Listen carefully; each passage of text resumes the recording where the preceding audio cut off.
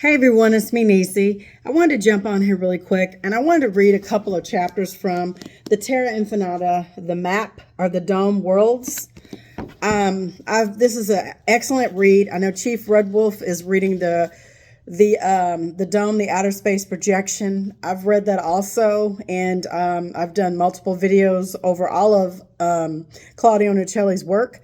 But I just wanted to point out a couple of chapters in this book that I thought were pretty interesting. Okay, so in this chapter, I'm going to just read it to you and just sit back and listen. This is the Terra-Infinitia map. This information that will provide below is an exhaustive analysis of the complete Terra-Infinitia map and its passages as bridges in the 178 worlds and the independent lands that are within the Great Dome. It should be noted that much of the information is found in the ancestral database of the Great Ancestral Library in the capital, the Ark, as well as the database of the Cassipians and all the updates of the extensive journey that Helen, as an ancestral leader, is carrying out to most of the possible lands. Additionally, updates from other lands and beings have also contributed to the exploration and to connecting many stories and theories to reach a more accurate conclusion about the world we live in. Helen was planning a new journey, but according to her report, she was still in the Cassipian lands where the Great Base is located, which oversees the various plans to monitor each of the vessels departing to other worlds. As of today, many journeys are being undertaken with more than 75 vessels and respective ships, mostly equipped with Cassipian technology, although ships from other races that have wanted to contribute to this great adventure of exploration and significant contact have also been added. These contacts open doors that have never been open to humans and could signal the beginning of a new future in the battle against the colonizers for human freedom. In the following chapters of this book, you will find the complete map on different pages with its respective parts for better understanding. Now, we will go step by step to detail each world, starting with our lands of origin, and then reaching every corner of the mysterious Great Dome and the 178 known worlds. Now, I want to read this part where it says, Helen contacted me a few years ago when I was investigating the possibility of lands existing beyond Antarctica. The topic of Antarctica and the many restrictions had always caught my attention, especially when one starts to notice that there are no commercial flights there and the establishment of the numerous bases following coincidentally various military expeditions by many countries between 1900 and 1960. The official and most important reasons for the lack of commercial flights, such as extreme conditions, which is harsh climate, have limited infrastructure, always left me with serious doubts. Well, Helen's story about her father William and the stories that will follow about journeys to lands beyond the first dome, the Terra-Infinitia map, and everything else about the other worlds around will be a cold splash of reality on our world, our past, and everything that happens in our surroundings. The following ancient map, which shows lands surrounding the known continents, has always represented a challenge to the explanation of the current model. For this reason, the story that the custodians, those colonizers who are working conjunction with the Gujars, Zionists, these colonizers have penetrated the known continents a long time ago and carried out various manipulations, such as climate in these already existing lands, takes a new meaning now. The version of the map of our known continents prior to the past resets would also come into our hands, and its representation is detailed in the following page. This is what it looked like before the last reset of 1728. I've read that. I've read a whole chapter on it. And now if you follow James Branch, aka Chief Red Wolf, on Facebook, here on Facebook, and also on YouTube, you'll see it too. This is what it looks like before the reset. Okay, so that gives you an idea. It says, currently we found the southern part of America connected to the lands we know as Antarctica. A new world emerged before us, leaving us stunned by such confirmation. Okay. And then it says, in the central part, the information we received indicated that there was another unknown continent called Hyperborea. Okay. Which had been used by the first humans of Asgard through a connecting portal. It was formerly open to navigation, although it presents difficulties in reaching its land. And this is what it looks like now. Okay. In this way, we obtain a new map with a new vision of what Antarctica would really represent, a great dividing barrier before the first dome.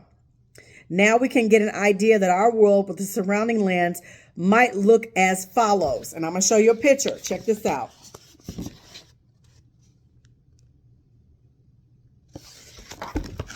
I find this very fascinating, you guys. And then further on, we will then see how our homelands, the worlds around us, and everything about our environment look like today.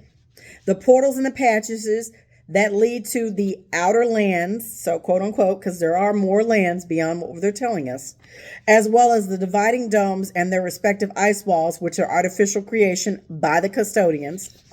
Helen continued to contact me, and several other journeys were initiated. With all the information arriving simultaneously, time is different within each dome world as well as the exterior, okay? For this reason, sometimes too much information is obtained very quickly compared to the time that passes in our walled lands. My journey to Antarctica prior to all this contact had been key. The experience there and everything happening around us had come so quickly that there was no time to analyze it thoroughly. So this is what it looks like now. And here. Okay. And it says, next page, Captain Butler, the Ancient One, who had guided William Morris across the first ice walls to the ancestral lands, is now on the unique journey with Helen to visit many other worlds around and establish a cordial and cooperative relationship with other beings, other life forms, okay? And it says, we believe that in this way, it is possible to overcome the custodial Anunnaki power that seems to have reigned over a long time in this world. And this is called the known lands where we are.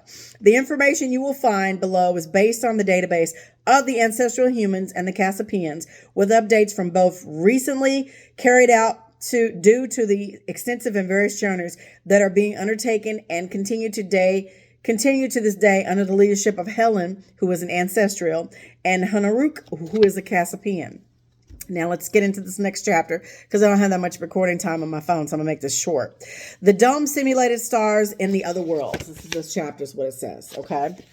It says, before continuing along this thorny patch, it is also important to stress about the different existing dome worlds, as each of them have at least one dividing dome that serves as a barrier membrane that also in turn functions as a means of separation from its environment to allow or blocking everything that exists on the outside from the inside and vice versa of each one of them. So when you're talking about space, really what they're talking about is the dome barrier, the plasma barrier, okay? All right, that's what it is. I mean, you guys want to believe that we're on a ball, on a planet floating through thousands of miles of space, go right ahead. That's the narrative that we've been taught, and it takes a lot to break free from that. Okay, so it says, it is important to stress about the different existing dome worlds, and each one that have at least one dividing dome that serves as a barrier membrane, a plasma membrane. Okay, and it says that also in turn functions as a means of separation from its environment to allow or block everything that exists on the outside from the inside and vice versa of each one of them. Following the point in my last book, The Dome and the Outer Space Projection, year 1728, The Last Reset, which is what Chief Red Wolf is reading currently, and I've read in the past in the last couple of months. We discussed the particular dome existing within the known lands, within the very first ice walls, as it is possible that a great simulation carried out by the colonizers since the beginning of the new humanity, which is us, from the last great reset, after 1728 and onwards. In the skies, it generates confusion and modern theories that today little is questioned. Nobody wants to question NASA. Nobody wants to question the likes of Billy Carson and Neil deGrasse Tyson and all these other folks, because they're on an agenda. And I'm not saying anything negative about either one of them, but my thing is there's alternate history that you need to research. Okay, it says, but interesting. The curious thing is that in exploration carried out By Helen, replicas of these skies have been seen, although with differentiation with respect to constellations, which are also coincidentally under custodial Anunnaki control. In this way, we can confirm that the domes that project simulate the skies we know today have been implemented recently in several dome worlds. In addition to the known lands, thus we can find several simulated stars in the extraterrestrial skies of other worlds. This is also an important stop in the theory we previously presented about Terra-Infinitia, the dome theory, and the cellular theory as a structure of the universe of worlds that could be intrinsically connected and move towards the complex final systems that we're just beginning to understand today. And this is what these dome worlds look like.